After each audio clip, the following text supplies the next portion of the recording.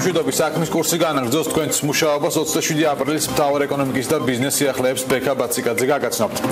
უწყლობისთვის საკუთრების შეზღუდვა პირდაპირ აისახება ადგილობრივ მეწარმეებზე. ამის შესახებ საქართველოს ბიზნეს ასოციაციის პრეზიდენტმა გიორგი ჭირაქაძე პარლამენტის თავმჯდომარესთან შეხვედრის დაწყებამდე განაცხადა. მისი თქმით, ბიზნესისთვის მიუღებელია კანონპროექტის ის ფორმა, რაზეც დღეს საუბარია უწყლობებზე მიწის მიყიდვასთან დაკავშირებით. შეგახსენებთ, საქართველოს მთავრობის მიერ მომზადებული კანონპროექტი უწყლობებზე მიწის გასხვისებას მხოლოდ გამონაკლის შემთხვევებში ითვალისწინებს.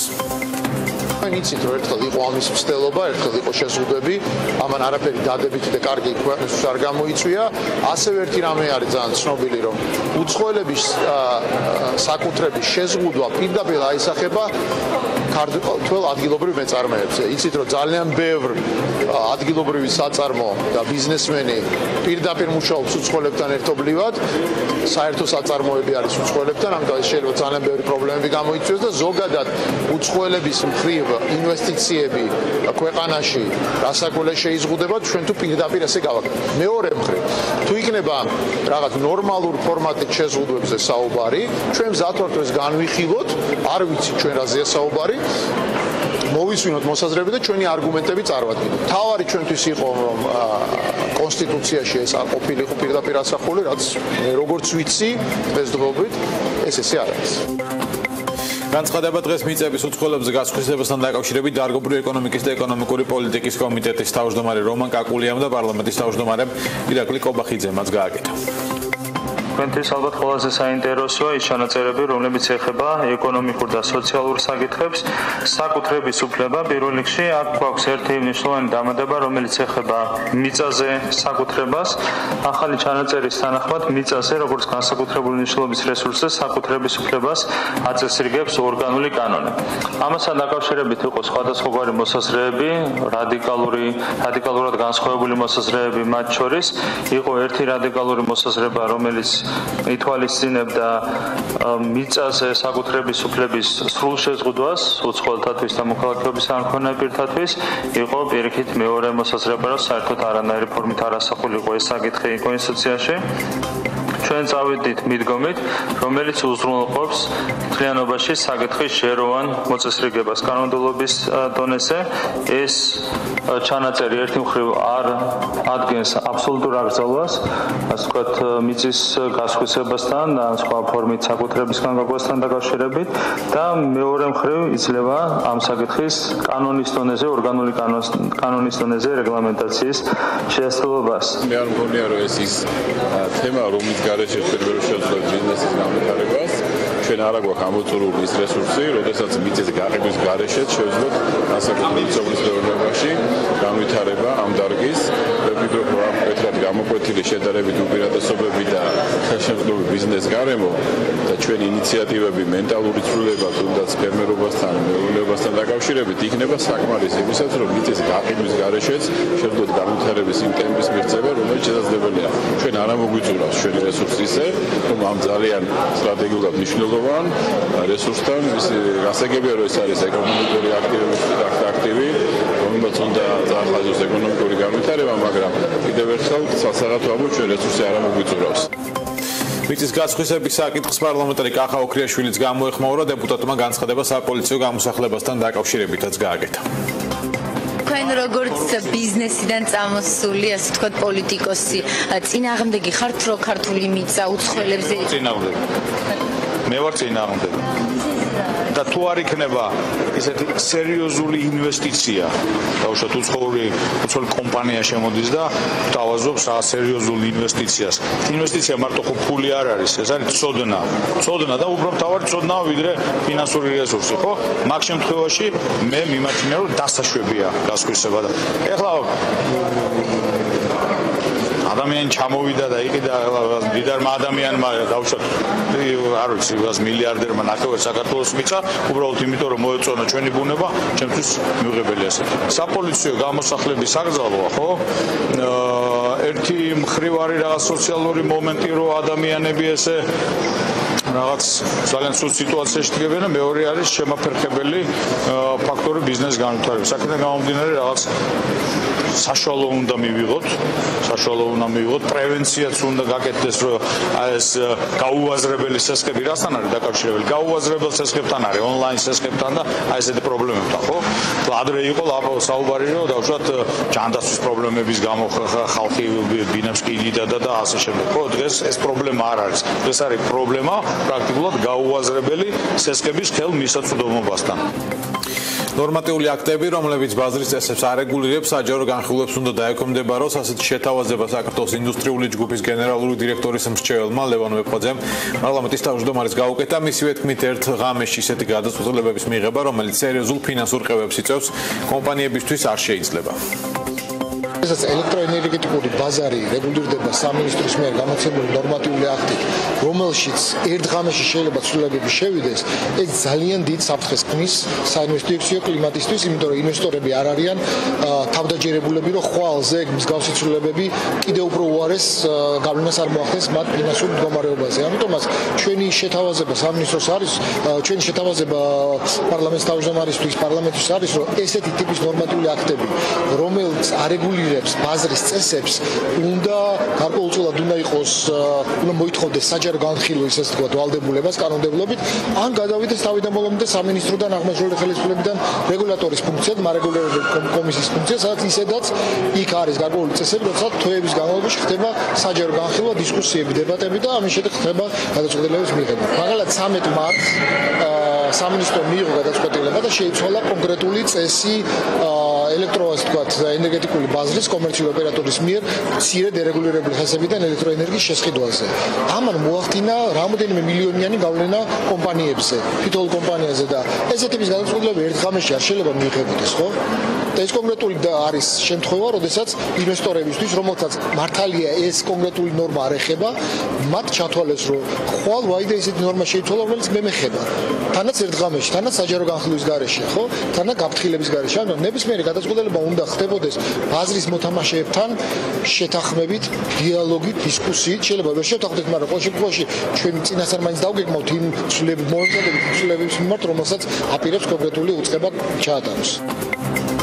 ბაქო-თბილისი ყარსის სარკინიგზო ხაზზე ტვირთის გადასატანად მოლაპარაკებები უკვე დაიწყო. აზერბაიჯანულმა კომპანიამ აზრუსტრანსმა უკვე მიიღო შეთავაზება, რომელიც ბაქო-თბილისი ყარსის სარკინიგზო ხაზზე ტვირთის გადატანას გულისხმობს. აზრუსტრანსის ხელმძღვანელის თქმით, ახალ სარკინიგზო ხაზს დიდი პოტენციალი აქვს. აზერბაიჯანული მედიის ცნობით, შეთავაზება უზბეკური მხარისგან მოდის, რომელსაც სურს, რომ თავისი საქონელი რიგასა და ნოვოროსიისკში ჩაიტანოს. ბაქო-თბილისი ყარსის სარკინიგზო მონაკვეთის გახსნა ივლისისთვის გადაიწია. რკინიგზის ახალი ხაზი მგზავრობის დროს ჩინეთიდან ევროპამდე 45 დღიდან 15 დღემდე შეამცირებს. პროექტის განხორციელება საქართველოს, აზერბაიჯანმა და თურქეთმა 2007 წელს დაიწყეს. რეაბილიტაცია და რეკონსტრუქცია უტარდება 120. ფინანსთა სამინისტროს შემოსავლების სამსახურმა 26 მსჯავრდებულის ინდივიდუალურ საქმიანობას პენიტენციური დაწესებულების ტერიტორიაზე მიკრობიზნესის სტატუსი მიანიჭა. ამის შესახებ ინფორმაციას შემოსავლების სამსახური ავრცელებს. როგორც უწყებაში აღნიშნავენ, 2016 წელს მიკრობიზნესის სტატუსით 40-მდე მსჯავრდებული საქმიანობა დარეგისტრირდა. მათივე ინფორმაციით, მიკრობიზნესის სტატუსის მინიჭების შემდეგ მსჯავრდებულთა მიერ პენიტენციურ დაწესებულებაში ინდივიდუალური საქმიანობის შედეგად დამზადებული ხელნაკეთი ნივთები ონლაინ მაღაზიის მეშვეობით გაიყიდება და რეალიზაციით მიღებული თანხა მსჯავრდებულთა პირად ანგარიშში ჩაირიცხება. საყოველთაო ჯანდაცვის პარკლებში მიზნობრივი ჯგუფებისთვის მედიკამენტების შესაძენად ტენდერი ხვალ 28 აპრილს გამოცხადდება. საქმის კურსი ჯანდაცვის მინისტრმა დავით სერგეენკომ განუცხადა, რომ ტენდერის ძირითადი კრიტერიუმები მაღალი ხარისხი და დაბალი ფასია. სერგეენკოს განმარტებით, მონაწილე კომპანიებმა უნდა წარადგინონ ჯანდაცვის მსოფლიო ორგანიზაციის მიერ აკრედიტირებული ლაბორატორიის შესაბამისობის სერტიფიკატი. ტენდერი გამოცხადება პარასკევს, კრიტერიუმები იქნება ფასი და ხარისხი. ხარისხი ჯანდაცვის მსოფლიო ორგანიზაციის მიერ აკრედიტირებული ლაბორატორიების შესაბამისობის სერტიფიკატი. რაც შეეხება ქართულ კომპანიებს, მათ რა თქმა უნდა შეიძლება მიიღონ მონაწილეობა. ჯანდაცვის სამინისტროს უხარისხო მედიკამენტების ბაზრიდან ამოღება წელიწადში რამდენჯერმე უწევს. ჯანდაცვის მინისტრის განცხადებით, სპეციალური უწყება მუდმივად ამოწმებს აფთიაქებს და ჰუმანიტი ჯორჯია არ არის ერთადერთი, რომლის მედიკამენტების შემოწმებაც მიმდინარეობს. სერგეენკომ არ დააკონკრეტა, არსებობს თუ არა რაიმე ტიპის სანქცია იმ კომპანიებისთვის მიმართ, რომლებიც რამდენჯერმე იქნებიან შემჩნეული დარღვევებში. დღეს სამესტრო ახორციელებს ხარისხის კონტროლს მედიკამენტებთან მიმართებაში. ყოველწლიურად ხდება ეს, ბიუჯეტი გამოყოფილი არის ამისათვის 200,000 ლარი წელიწადში. ჰუმანიტი არ არის რაღაც ექსკლუზიური კომპანია, ჩვენ ყველა კომპანიის წარმოების მიხედვით ვახორციელებთ ამას და დადგენილი წესის მიხედვით თუ არ შეესაბამება ლაბორატორიის დასკვნა წარმოქმნილი დოკუმენტაციას, ხდება ამ პარტიის დღევანდელ თამამად. რამდენად ხშირია ესეთ შემთხვევები, რაუთ ეს ინტერესი? რამდენიმეჯერ ხდება ხოლმე წელიწადში, როცა პარტიის ამბობა საჭირო არის. საქართველოს ავიაციო ბაზარზე ოპერირებას იორდანიული დაბალბიუჯეტიანი ავიაკომპანია Air Arabia Iordania იწყებს. ავიარეისები ამანი, თბილისი ამანის მიმართულებით განხორციელდება. საქართველოს სამოქალაქო ავიაციის სააგენტოს ცნობით, იორდანიისა და საქართველოს დედაქალაქებს შორის პირდაპირ რეისების შესრულებას Air Arabia Iordania 2017 წლის 28 აპრილიდან ზაფხულის სანავიგაციო სეზონის ბოლომდე გეგმავს. ავიარეისები კვირაში ორჯერ, ყოველ სამშაბათს და პარასკევს Airbus A320 ტიპის საჰაერო ხომალდით განხორციელდება. საკრედიტო ხაზი მცირე და საშუალო ზომის საწარმოების მხარდასაჭერად ევროპის რეკონსტრუქციის და განვითარების ბანკმა საქართველოს ბანკს 50 მილიონ დოლარამდე ტრანში გამოუყო, რასაც ბანკი სწორედ მცირე და საშუალო ზომის საწარმოების მხარდასაჭერად იყენებს. DCFTA-ის კომპონენტით რამდენიმე ათეულმა საწარმოამ უკვე ისარგებლა. ერთ-ერთი ასეთი საწარმოა მოდისახლი მატერია, რომელმაც 1,200,000 ლარის დაფინანსება მიიღო და საწარმოო ხაზი გააფართოვა. რა საშუალებას აძლევს საქართველოს ბანკი მეწარმეებს, რა პირობით შეუძლიათ მათ საკრედიტო ხაზის მიღება და რა ტიპის მხარდაჭერას მიიღებენ ისინი ევროკავშირისგან. მეტ დეტალს უკვე სიუჟეტიდან შევიტყობთ, ერთად ვნახოთ ელენე გოგბერაშვილის და ედგარ ყაზახაშვილის მიერ მომზადებული რეპორტაჟი.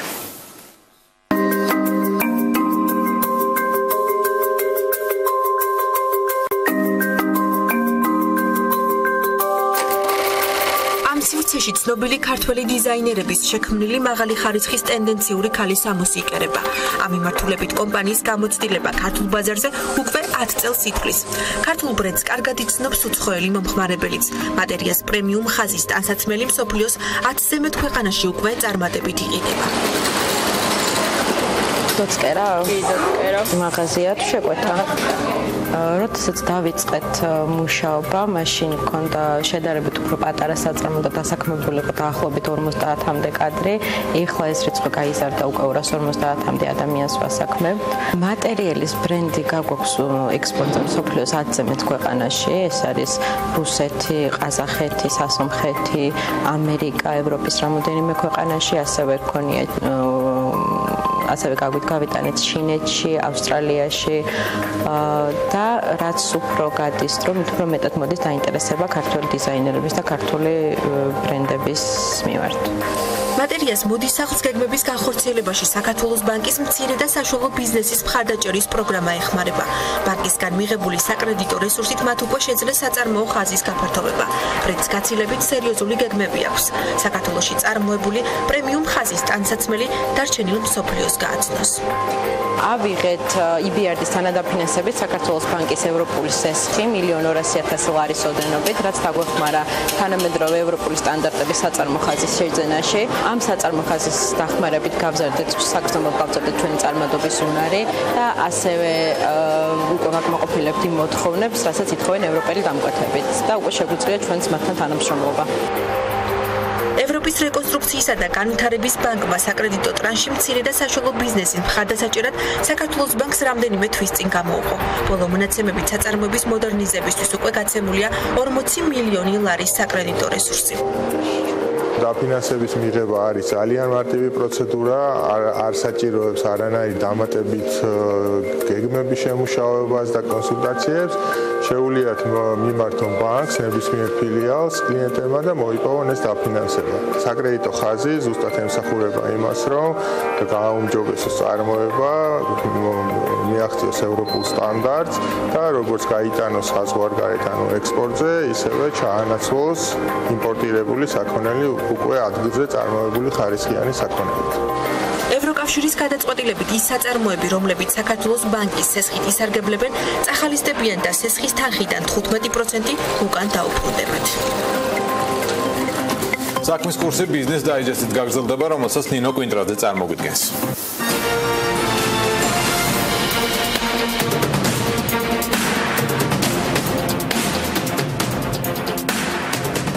ინო საღამომშვიდობის გისმენთ.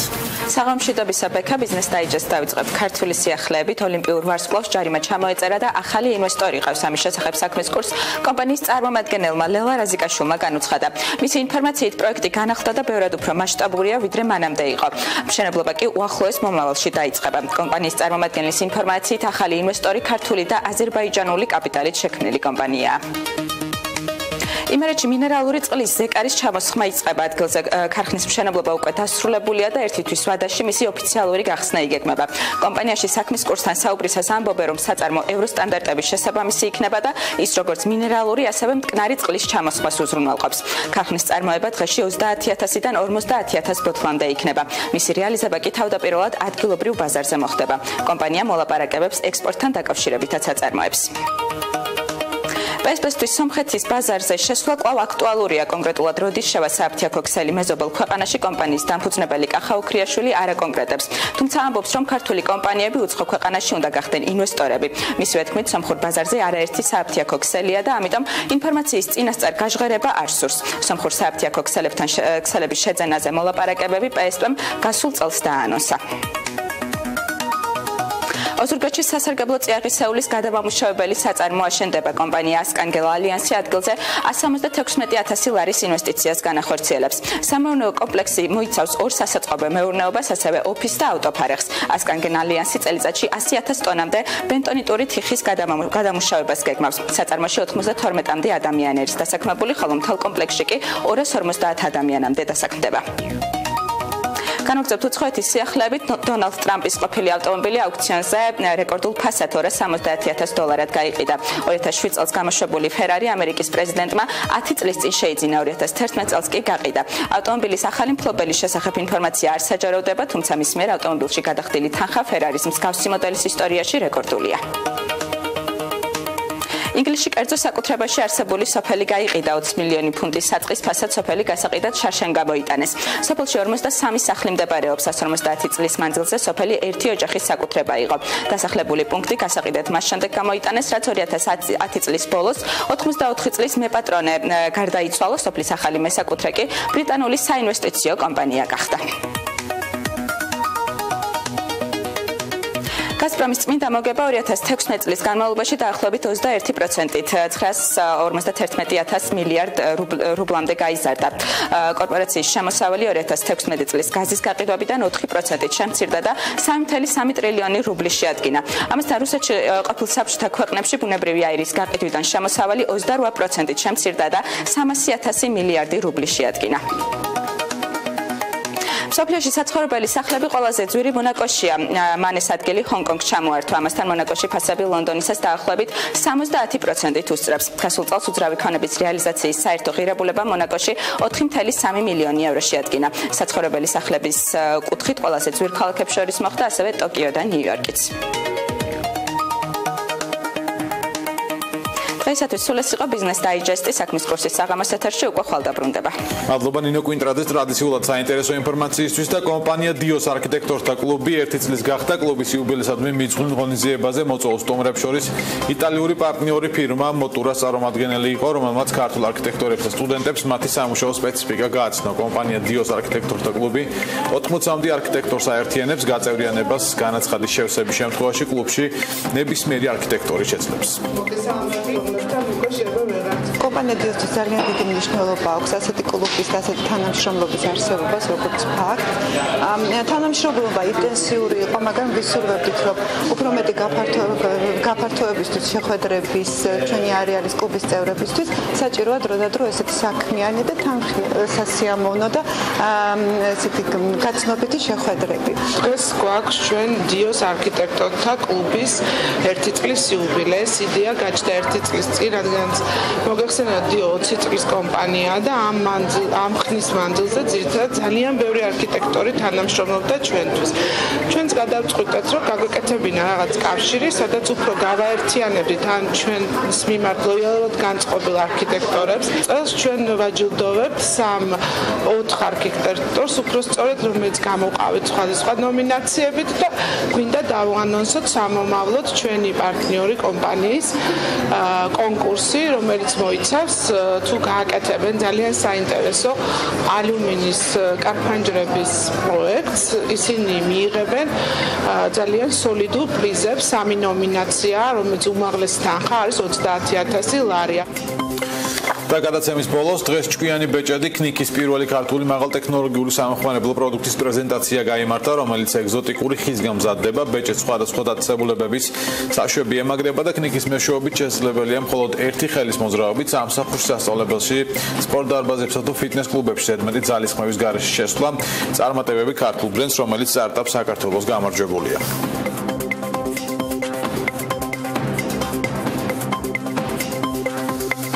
საქმის კურსი ამით დასრულებულია. მადლობა რომ გვიყურეთ TV Pirveli-ზე. ხვალ ანალიტიკა გელით ელენე კვანჭილაშვილთან ერთად მე ორშაბათამდე გემშვიდობებით. დროებით.